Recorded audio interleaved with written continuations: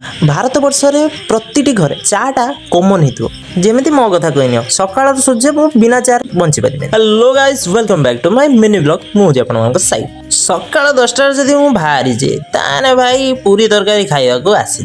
पूरी तरकारी खाइबा को ने नबा पाई काई ना मु केतळे एकला खाएनी मत एकला खाइ तो भल लागेनी आ घर लोक सहित जो मिसिकी खाइबू आउ जति बढ़िया लागिबो सेइडारे हस मजाक खुशी रे खाइबू आउ कोडा लागेनी तो रेडी हो गला पूरी और गुलगुला तरकारी घर को पहुँची गले रास्ता पूरा कादुआ कचड़ा थिला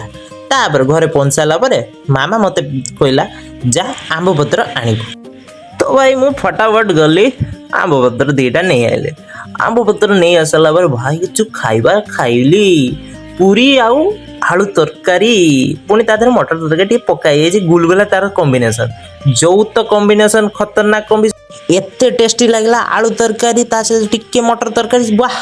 बार मने पड़ला सांग माने भाई दीपर खाद्य भी कम नुहे दीपर खाद्य भी जबर भात को पकुड़ी डाली